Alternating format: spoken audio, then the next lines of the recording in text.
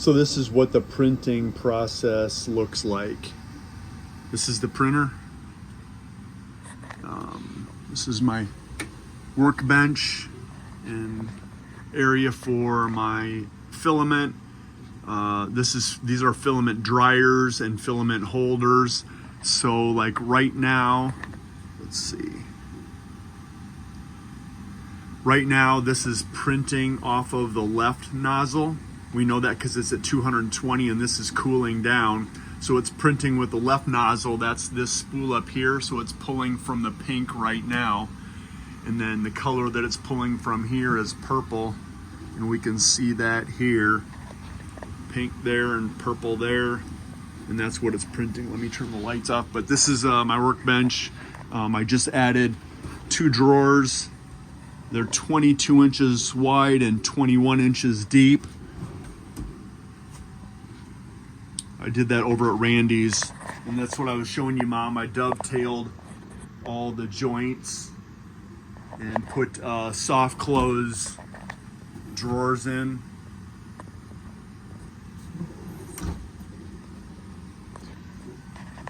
So that's where I work on all my stuff. When it comes out of the printer, you need to fracture off support material.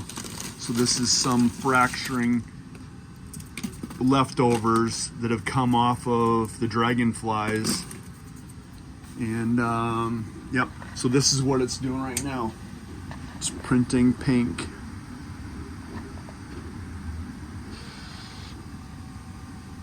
Now it'll be done. And now it's going to go change to the other nozzle.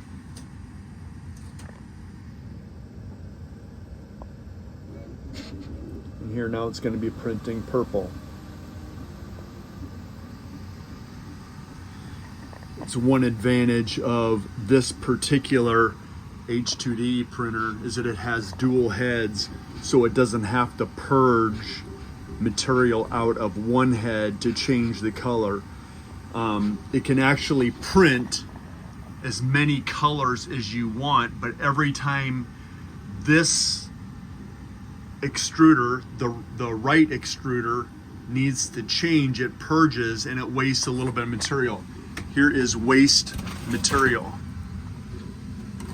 So this is what it's doing when it's changing from one color to another color. It has to purge. And this purge is a much smaller amount than some other types of printers, or even the version of Bamboo Labs printer before this one.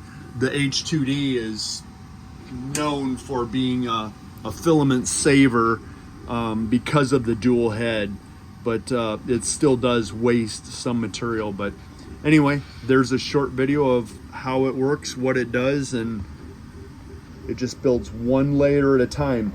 After it builds that layer, it drops the deck down, you know, the 10,000ths of an inch, which is basically three pieces of paper is about 10,000ths. And then it builds the next layer depending on colors, and that's how it does it. That is a doesn't tell us there. It does say 41 minutes left, and it's on 67 of 100 layers. Looks like yellow there, but I just put in the different material. It was yellow and black this morning, and now it's the pink and purple. But this is showing us the chamber temperature is 32 degrees C. I don't know C to Fahrenheit. It's like 3 or 4 times that, so it's about 100 degrees.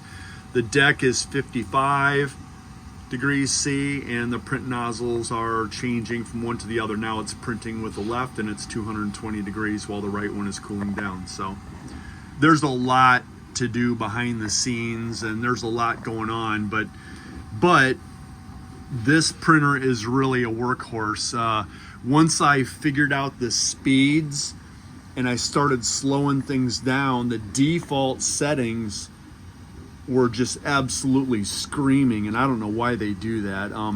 This printer is probably capable of going super fast, I know a lot of people talk about it, and a lot of people, that's another selling point, another detail with an H2D is that it's very capable of going fast, but I don't need to wear out my printer.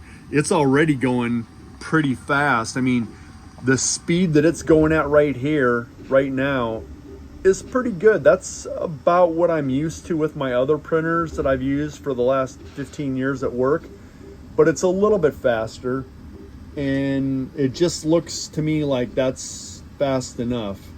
And if it helps my printer last a few more years, I'm okay with it running like this. If it takes me an extra half an hour or hour to get a plate of parts out, that's fine. But yep, so there you go. That's how it looks. That's what it does. That's how it works. And yep, hope you have a good 4th of July.